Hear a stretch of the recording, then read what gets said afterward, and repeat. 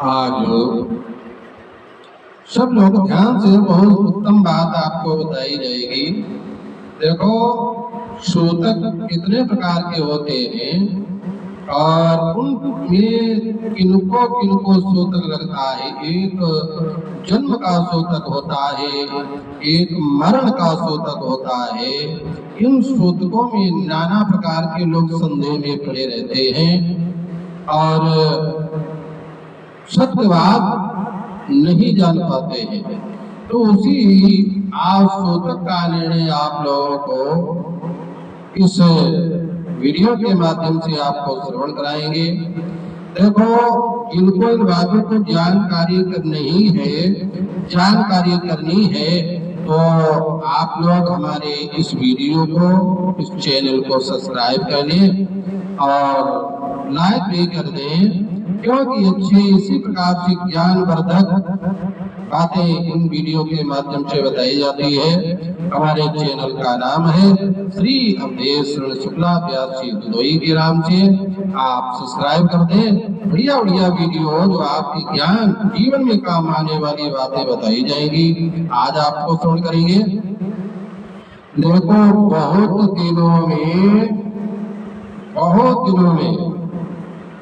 समाप्त होने वाले व्रत का पहले संकल्प कर लिया हो, उसमें जन्म और मरण का सूतक नहीं लगता।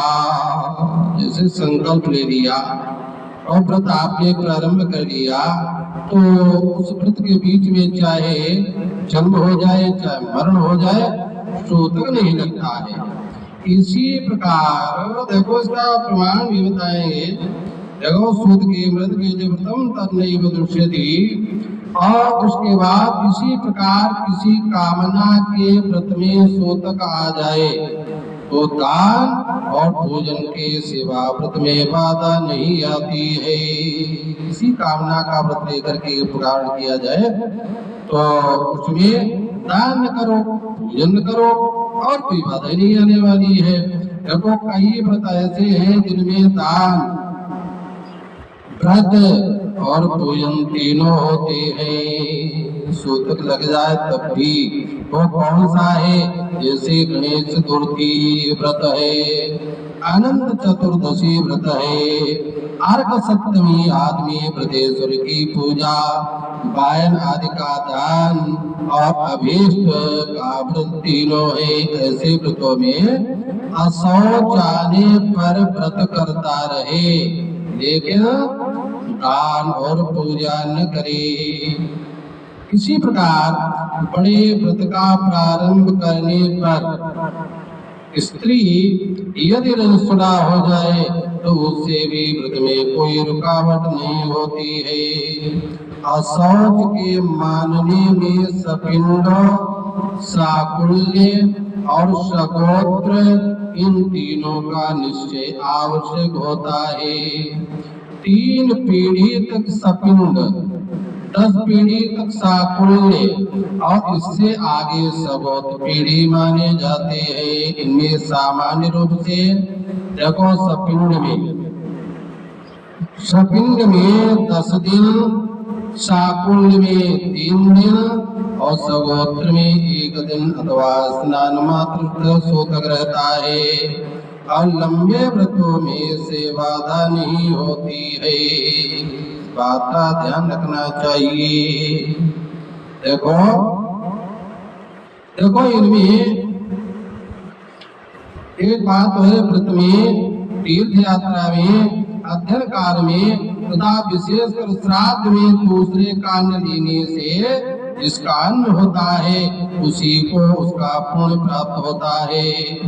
आपत्ति अथवा असामर्थ्यवश राजा, देखो आपत्ति आ जाए या सामर्थ्य नहीं है, यात्रा और प्रतादि धर्म कार्य अपने से न हो सके, तो पति, पत्नी, ज्येष्ठ पुत्र, कोई पुरोहित, पंडित, भाई, जामित्र को प्रतिहस्तक यानी प्रतिनिधि या बना करके उससे करवा करावे, उपयुक्त प्राप्त हो तो वो काम ब्राह्मण से हो सकता है। इन बातों का देखो ध्यान रखना चाहिए।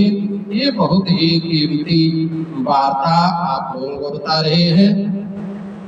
देखो सूतक घर में किसी का जन्म या मृत्यु होने पर ब्राह्मण 10 दिनों में, क्षत्रिय 12 दिनों में, वैश्य 15 दिनों में और शूद्र 1 मास में शुद्ध होता है।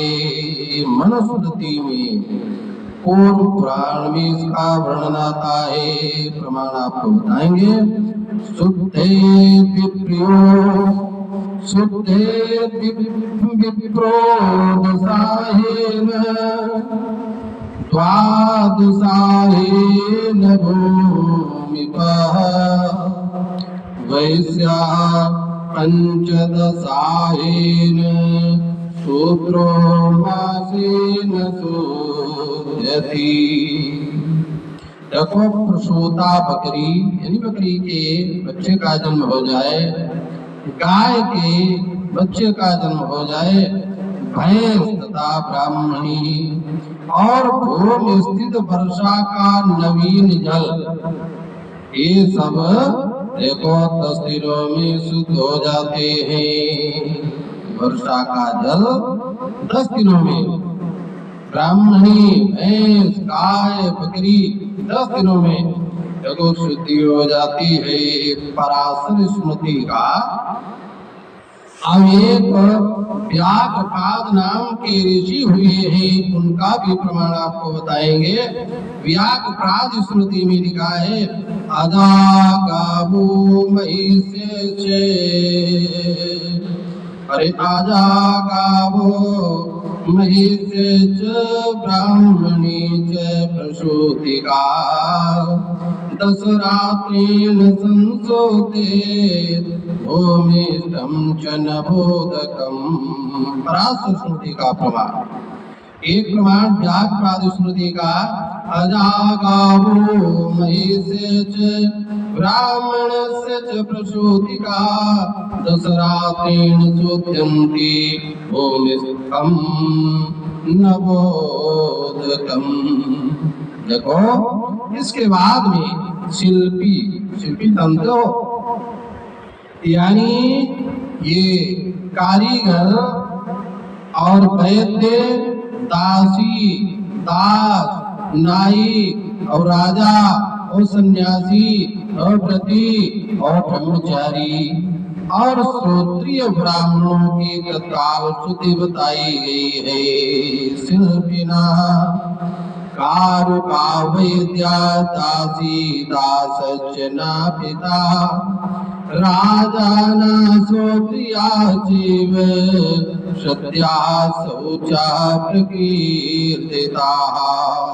पराशर स्मृति पराशर स्मृति का प्रमाण एक औसन स्मृति है और एक संख्य स्मृति है।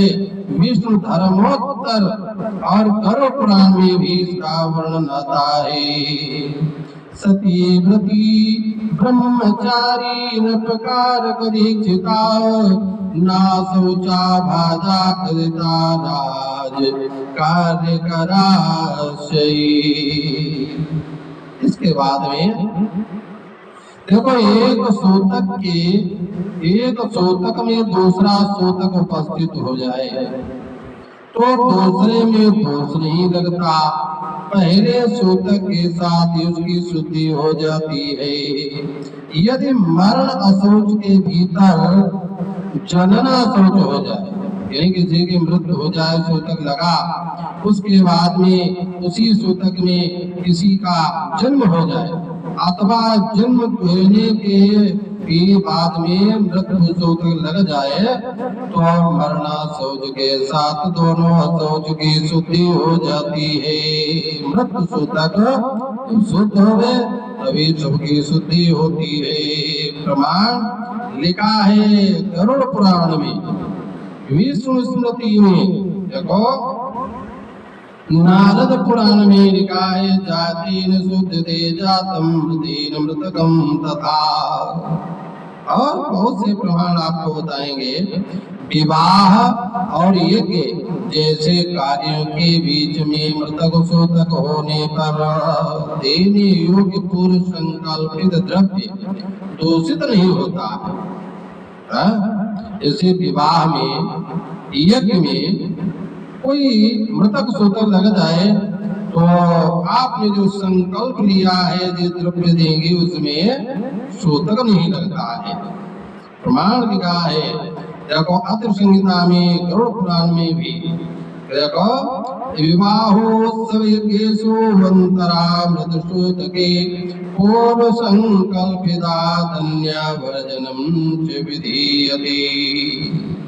दान, विवाह, यज्ञ, युद्ध, देश में विप्लव, कष्टदायी आपत्ति काल में सत्या शौच होता है, अर्थात शोतक नहीं लगता है।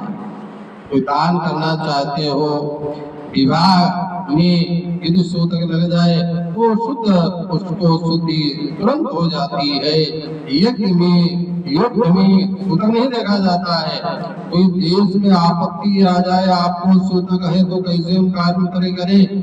नहीं, कष्टदायी आपत्ति काल में सत्या पवित्र माना जाता है।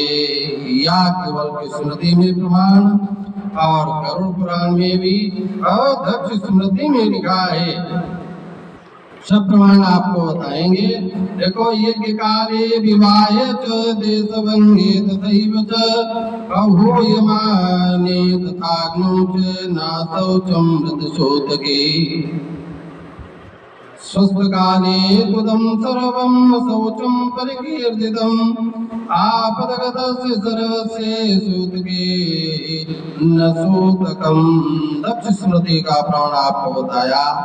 देखो, आत्महत्या करने वाले का शोतक मरना सोच नहीं लगता है। प्रमाण या केवल की स्मृति, विष्णु स्मृति, गरुड़ पुराण में, आचार संहिता में, औसन स्मृति में और कोर पुराण में, विष्णु धर्मोत्तर पुराण में प्रमाण माना जाता है। देखो, सुरापा स्वात्म घातिन्यो न शौचोदक भाजनम। यानी सुरापा, शराब पीने वाला, आत्महत्यारा, ध्यान दीजिए, यानी मर जाए तो उसमें शोतक नहीं लगता है। जो मनुष्य रोगी, सदैव रोगी, कृपण, ऋणग्रस्त, क्रियाहीन है, मूर्ख है, स्त्री के वशीभूत है और व्यसन में आसक्त चित्त वाले, पराधीन, स्वाध्याय वृत्तिहीन तथा श्रद्धा त्याग से रहित है, ऐसे देखो लोगों को सदैव शोतक लगा रहता है।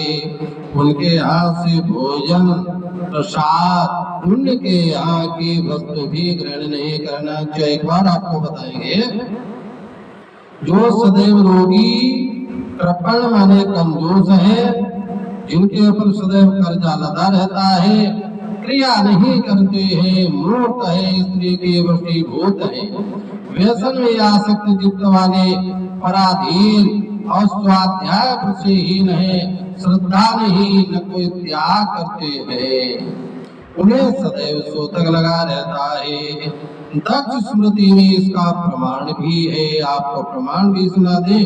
फिर देखो, विश्राम लेंगे। अत्र संहिता में 102, 103 श्लोक का वर्णन है।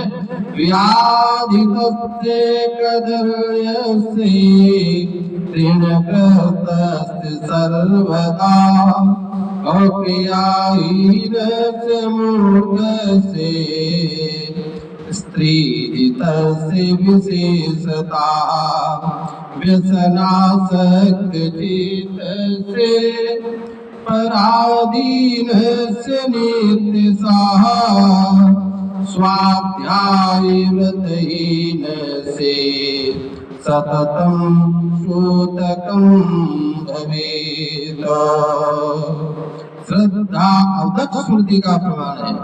श्रद्धा त्याग विहीन से भस्मांतम शोतकम भवेत। मतलब उनका सदैव शोतक बना रहता है। इसलिए बातों का ध्यान रखना चाहिए। और कुछ जगह की धूली पवित्र मानी जाती है, कहीं की धूली अशुद्ध मानी जाती है। मात्र 5 मिनट आपको बताएंगे। देखो, झाड़ू की धूली से तथा गधे आदि की धूल से बचकर रहना चाहिए। बहुत लोग झाड़ू लगाया करते हैं, आगे खड़े धूली उनके पर जाती है, जानते हो, यानी इसमें अशुभ होता है। भर्जेन मार्जनी रेणुम पूर्व पुराण में, पद्म पुराण में लिखा है। देखो, ज्यादा न कहकर आगे बताएंगे। देखो, बकरी की और झाड़ू की और बिल्ली की धूली शुभ प्रारब्ध को हर लेती है। बकरिया की धूली, झाड़ू की धूली और बिल्ली की धूली ये शुभ पुण्य को हरण कर लेती है। नारद पुराण में वर्णन आता है, आजा मार्जनी मार्जार रेणुर्दैवम शुभम हरे। इसलिए बकरी की, झाड़ू की, बिल्ली की धूली से बचकर रहना चाहिए। और सुनिए, देखो, हाथी, घोड़ा, रथ, धान्य और गाय की धूल शुभ होती है। ध्यान देना, यानी हाथी की धूल मिल जाए पूजा में लगती है, घोड़ा की और रथ की और धान्य जानते हो, बढ़िया सुंदर धन धान्य की धूली और गाय की चरणों की धूली सो मानी जाती है। किंतु वहीं पर सुनिए, देखो, कुत्ता, गधा और ऊंट और बकरी और भेड़ की धूली अशुभ होती है। प्रमाण आपको बताएं, बौधायन स्मृति, बौधायन धर्म सूत्र में और विष्णु धर्मोत्तर में भी वर्णन है। देखो, ज्यादा न कह करके आगे आपको सुनाएंगे। गाय की धूली, धान की धूली और पुत्र के अंग में लगी हुई धूली अत्यंत शुभ और महापातकों के विनाशक होती है। गैया की धूली मस्तक में लगा लो, पुण्य मिलेगा, पाप नष्ट होंगे। धान की धूली और पुत्र, जैसे रामायण में वर्णन आता है, ऋतुसरी धूरी भरे प्रभु आए, अभूपति बियसी गोद लई बैठाए। भूपति बियसी गोद बैठाए, यानी पुत्र के अंग में लगी हुई धूली शुभ मानी गई है। इससे पाप नष्ट होते हैं। बालक लोट फूट जाए, गोदी में ले लो, उसकी धूली पवित्र मानी गई है। प्रमाण आपको बताएं, सुनो, गरुड़ पुराण के आचार संहिता में, अरे गवाम रजो धान्य रजा पुत्र स्यांग भवम रजा एतद्रजो प्रशस्तम पातके नाशनम। आगे देखो, पद्म पुराण के सृष्टि खंड में वर्णन आता है, जो मनुष्य गौनों के खुर से उड़ी हुई धूल को सिर पर धारण करता है। गाय बहुत ही उत्तम पशु यदि है, वो गाय में 33 करोड़ देवताओं का वास होता है। गाय के प्रत्येक, देखो, गाय के प्रत्येक अंग में देवी देवताओं का वास होता है। इसलिए गाय जहाँ बैठती है वो वहाँ पर शुभ ही शुभ होता है। बहुत लोग गायों को, देखो, बहुत लोग गायों को भगाते हैं, बहुत लोग पैर से उनको ताड़ना देते हैं। बहुत लोग गाय आराम से बैठी है, सांस ले रही, बहुत लोग भगा देते हैं, इससे भैया उनको बड़ा पाप लगता है।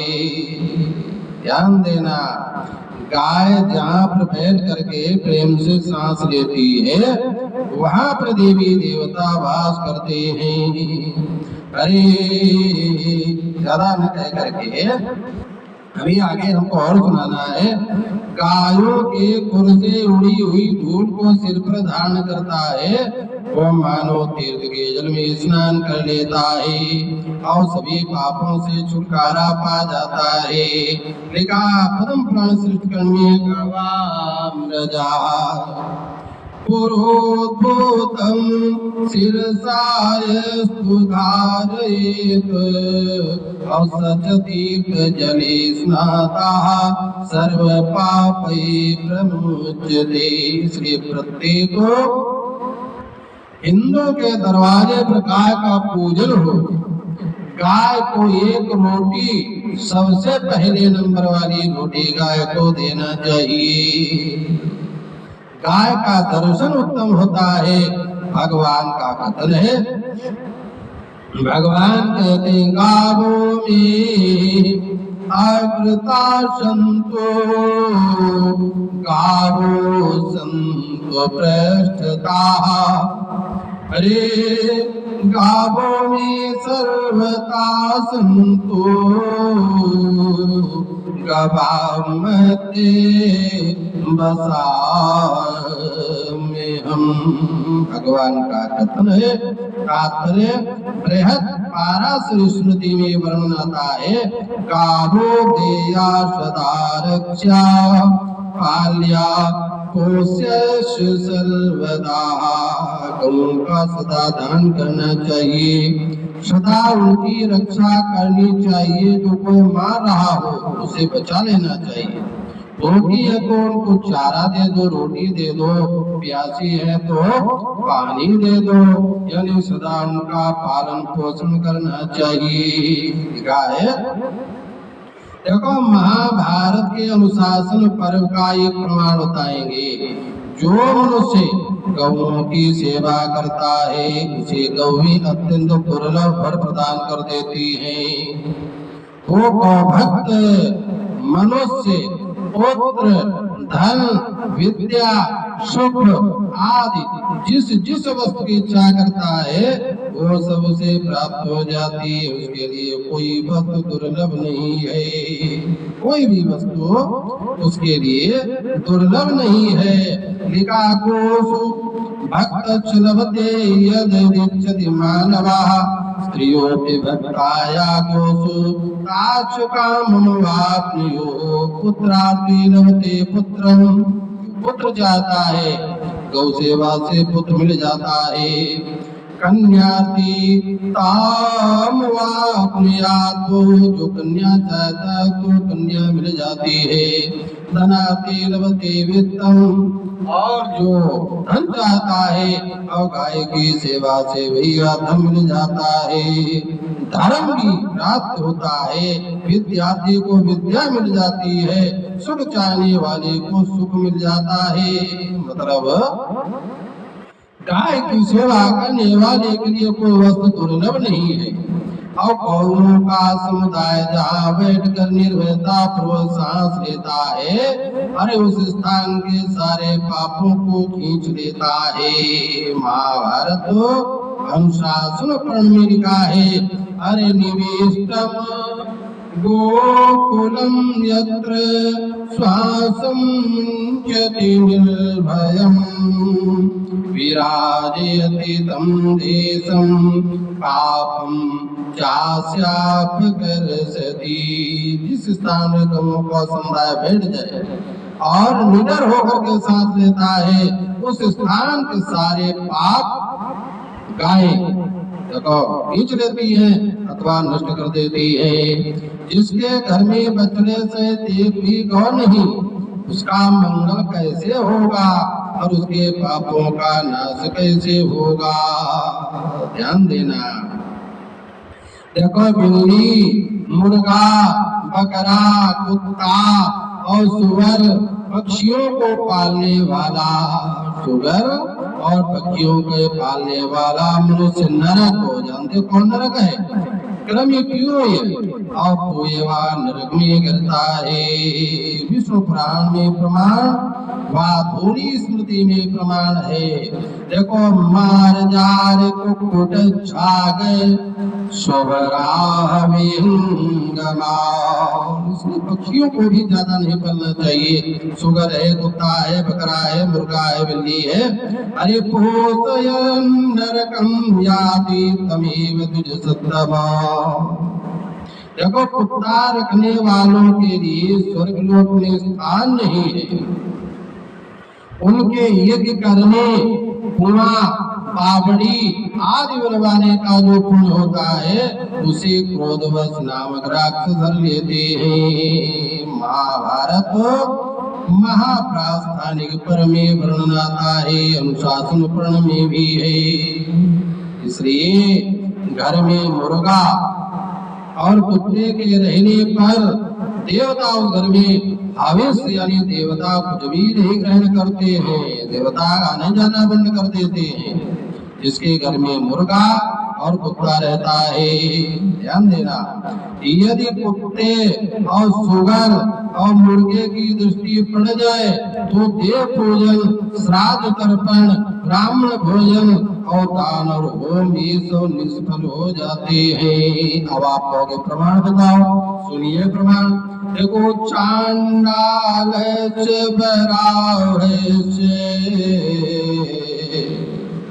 चांडालश्च चांडाल। और सुनिए, वराह माने सुगर, कुक्कुट माने मुर्गा, स्वा माने कुत्ता और रजस्वराज खंड से रजस्वरा की दृष्टि पड़ जाए और खंडश्च, देखो खंडच माने निपुंस की दृष्टि पड़ जाती है। तो देखो, यानी ब्राह्मण भोजन, दान, होम, होमी, प्रदाने भोजे च वीक्षते दैवे कर्मणि पित्रे वा तदगच्छति धातुम्। ध्यान दीजिए, इन चीजों का ध्यान रखना चाहिए। देखो, वास्तव में कुत्ते आदि का पालन करना, उनकी रक्षा करना दोष नहीं है, लेकिन प्रत्येक प्राणी मात्र का पालन पोषण करना मनुष्य का खास कर्तव्य है। यानी सब प्राणियों का जीव का पालन रक्षा करना मनुष्य का कर्तव्य है, परंतु कुत्ते आदि के साथ में घुल मिल करके रहना, उनको साथ में रखना, मर्यादा रे छुआछूत करना। बहुत लोग कुत्ते में चिपट जाते हैं, बहुत लोग उसको चूमते हैं, चाटते हैं, उनमें आसक्ति करना और उनसे अपनी जीविका चलाना, ये भी दोष बन जाता है। इन बातों का ध्यान रखना चाहिए। देखो, आचार्यहीनम न पुनन्ति वेदा, जो सदाचारी नहीं है उनको वेद भी नहीं पवित्र कर सकते हैं। यानी कितने भी देखो, शिक्षा, कल्प, निरुक्त, छंद, व्याकरण, ज्योतिष 6 अंगों से अध्ययन किया हुआ भी व्यक्ति यदि सदाचारी नहीं है तो वेद उसको छोड़ देते हैं। इसलिए मनुष्य को सदैव सदाचारी रहना चाहिए और सदाचारी रह करके भगवान का भजन पूजन। देवी भागवत में प्रमाण आता है, आचार्यवान सदा पोता सदैवाचार्यवान सुखी, आचार्यवान सदा धन्यः, आचार्यवान सदा धन्यः, सत्यम सत्यम च नारदो। भगवान नारद जी को शिक्षा देते हैं। देखो, आचारवान मनुष्य सदा पवित्र रहता है, सदा सुखी रहता है और सदा धन्य है। ये सत्य है, सत्य है और पुनः सत्य बताया जाता है। और एक विशेष बात बाद में अंत में बता करके विश्राम लेंगे। देखो, किसी सौभाग्यवती को पुत्र न होता हो, वो कार्तिक मास में मांग अगहन में वैशाख के शुक्ल पक्ष में पहले गुरुवार को पहला जो बृहस्पति पड़े तो गाय का पूजन प्रारंभ करे। प्रातः काल नित्य कृत्य से निवृत्त होकर के अपनी या पराई किसी भी गौ को मकान के आंगन में पूर्व की तरफ खड़ी करके, पूर्व को मुख करके या उत्तर मुख करके देखो, गाय को खड़ी करके शुद्ध जल से उसका पाद माने पैर धोना चाहिए और उसके ललाट को धोकर मध्य में रोली का टीका लगा देना चाहिए। अक्षत चढ़ावे, फिर कुछ भोजन, लड्डू है, पेड़ा है, बतासा है, गुड़ खिला करके मुंह धोवे, फिर करवत नतमस्तक होकर के और प्रार्थना करे, हे माता मुझे पुत्र प्रदान करो। यदि 1 वर्ष ये नियम कोई सौभाग्यवती स्त्री देखो कर लेती है तो भैया उसके यहाँ निर्मल पुत्र की प्राप्ति होती है। तो कहने का तात्पर्य गाय का पूजन बहुत ही लाभकारी है। अरे जो गाय का दान कर दे तो इस लोक में तो कल्याण होता ही है और परलोक में भी वही गाय देखो किसी आपत्ति विपत्ति यानी वैतरणी नदी के पार करने के समय आती है, दर्शन दे करके वैतरणी से पार कर देती है। गाय दान नहीं कर सकते हो तो किसी सोने की या चांदी की गाय बनवा करके उसका पूजन करके और किसी योग विद्वान वैदिक ब्राह्मण को दान कर दिया जाए तो भैया वही फल उसको भी प्राप्त होता है। उसे गौदान की विधि अब किसी अगले वीडियो में आपको बताएंगे क्योंकि ज्यादा समय न लेकर के। बोलो श्री गौ माता की जय, राम कृष्ण भगवान की जय, वृंदावन बिहारी लाल की जय। गोविंद हरे गोपाल हरे, जय जय प्रभु दीन दयाल हरे, जय जय प्रभु दीन दयाल हरे, जय राम हरे घनश्याम हरे, जय मीरा गिरधर लाल हरे, जय मीरा गिरधर लाल हरे। बोलो श्री रामकृष्ण भगवान की जय, वृंदावन बिहारी लाल की जय, सत्य सनातन धर्म की जय। ओ हर हर महादेव, पार्वती पते हर हर।